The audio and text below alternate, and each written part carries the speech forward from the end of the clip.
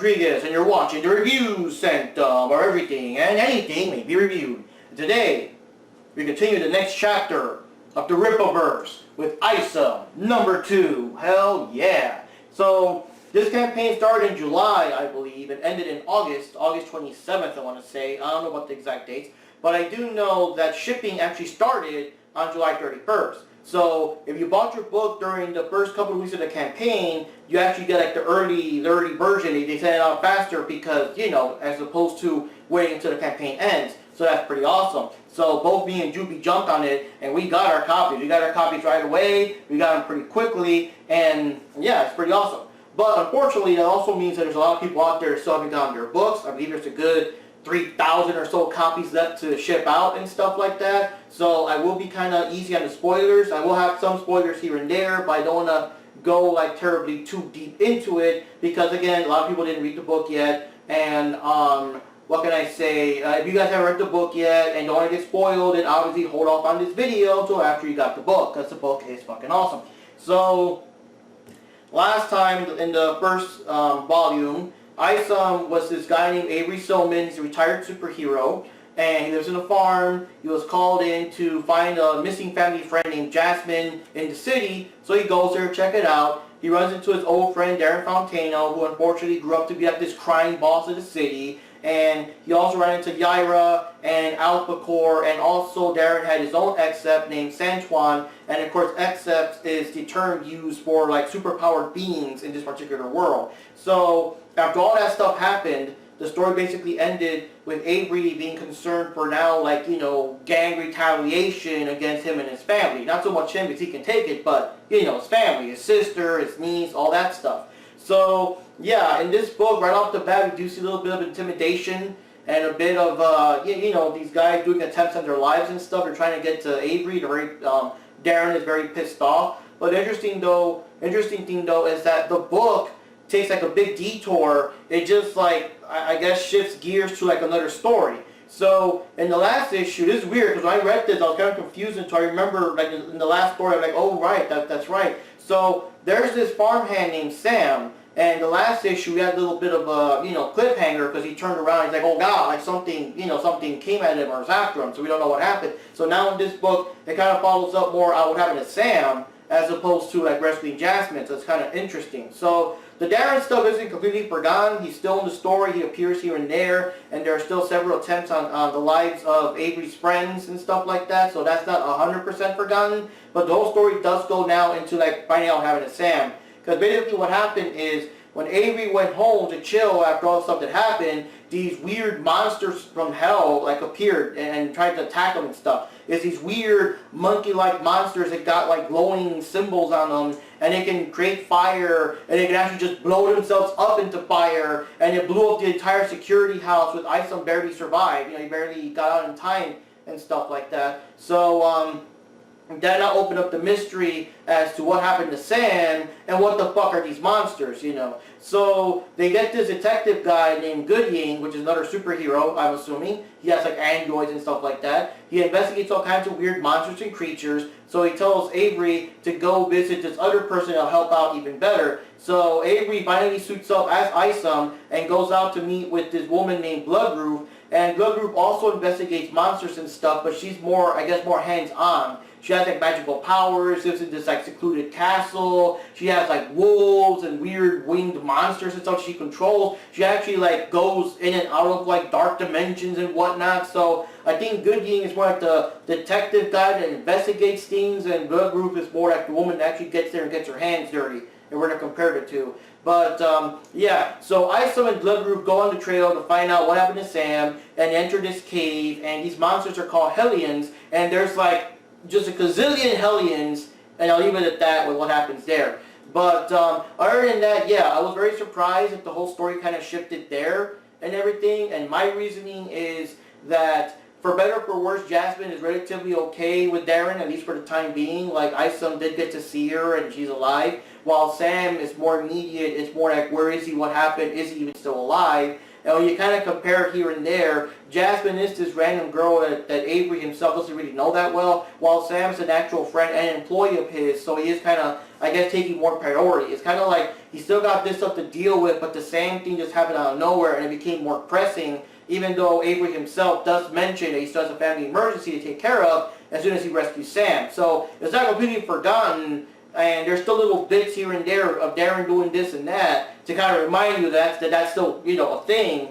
But it still was interesting how the whole story kind of shifted into that. And of course it became way more supernatural. Like the first issue was way more street level stuff. But now we're going into caves full of monsters from hell. We're dealing with women that know about dark dimensions and shit like that. So it is kind of, you know, an interesting detour. But now I'm very curious about the next one after this, like the third volume, because now he has, I won't spoil too much, but now he has to worry about more of these hell monsters because it's still not quite over yet. I'll just put it that way. But also, I mean, Darren is still out there. Darren still wants retaliation. Darren is still going to send, you know, his armed goons after Avery. I know that regular guys with guns or whatever are not like, you know what I mean? Like they're not like as scary as monsters from hell or whatever, but they're still a danger, they're still a threat, and Avery has to deal with both of them and stuff. And I just thought of something right now. There's a little scene there where Montano reveals he has a specially made gun that can take down Except, so that's something to worry about. Let's see if that comes into play. But on other things, I do want to say I'm surprised we got a couple of cameos still. I was really expecting Yaira and Alphacore to not be in this one because they were mostly in the first one to kind of, you know, promote them, make people care about them and buy their books when they come out and stuff like that. But in this case, they're still part of the story. There's at least a little scene with Alphacore talking about Yaira and their thoughts on the situation. It looks like the leader guy has dealt with her before, so that's interesting. Yaira herself makes a little interesting cameo of sorts, so we'll see where that goes. That's kind of interesting. She's still kind of interwoven into Avery's plot there. And yeah, and as for Children appears in a flashback, and I won't spoil too much because that is one of the big things of the book, so I won't spoil it too much, but it does explain why Avery quit. So there's a big flashback that explains some kind of something. I won't spoil it, but it does explain like why he quit the first time. But of course now, when he got to put on the suit the second time, it's like, this is like legit. Like, no more quitting after this. And we'll see what happens there. So overall, it's a pretty good book. I like the art style, I like the fighting action, I like, you know, the characters, how they interact with each other, the mystery of stuff. Not terribly too much to complain about. I only got 2 nitpicks on it that, I mean, one is I think it is a bit of a bad nitpick, and the other one's kind of like, I guess, your preference, you know. The first one is there was a very bad typo with Gooding. Gooding name was spelled like without the I, so it's like Gooding or something. I don't know how you pronounce it without the I. But the thing is, this typo was the very first time the character was named. So I'm thinking that's his name until he actually appears later. Then oh, okay, you know, I saw it was a typo. So very awkward to like for example, like if you never ever heard of, let's say you never heard of Batman ever, you know, first time, and the very first time that he's introduced, they misspelled his name. Let's say Alfred comes in, here you go, Master Bryce, instead of Bruce. They misspelled it, right? So for all you know, this new character that's the first time you're reading this story, his name is Bryce Wayne, until they fix it on page 20 or whatever. Oh, Bruce Wayne, okay. So that was kind of awkward. Like, I don't care, like, it wouldn't be so bad if the typo was later on, after he was already introduced and we saw his name a couple of times, but it is kind of weird and awkward that the very, very, very first time he was introduced, they misspelled his name. Well, I guess technically speaking, is he on the... Yeah. Oh, fuck, dude, really? Really? Okay, I'm sorry. I'm sorry. I like Isom and stuff, but I can't ignore this. Even on the cover, right here, where it says the first appearance of, what's it called? Blood Roof and all them. Gooding is misspelled there too. The fucking I is missing there too. Oh, dude, really? Oh my god. I apologize. I don't want to... Oh, fuck. It's like this on the back cover too. What the fuck, guys? Oh my god. And I'm sorry. I don't want to like diss the book and stuff, but... And I don't want to sound like you know, those people on the internet and complain about, like, you know, colored trucks and stairs or whatever, but this is bad, man. Like, right here in his official business card, you can clearly see that his name is indeed supposed to be spelled Gooding with an I. So I find it incredibly awkward, and not only is it like, you know, Gooding or whatever, however you would pronounce it without the I, the first time his name is mentioned, but also on the front cover and also on the back cover. Come on, guys, like someone lost a memo there. Oh God. Like, I don't know what to say. I mean, I like the story, okay? Don't think I'm one of the haters or whatever. It's just, I can't ignore that either, you know? I can't ignore it. So, the second thing I want to talk about is a bit of the pacing and filler. Weird filler. Now, one of the weirdest fillers, the most glaring version, the most glaring example, that's what I want to say. This thing just threw me off. Sorry, guys.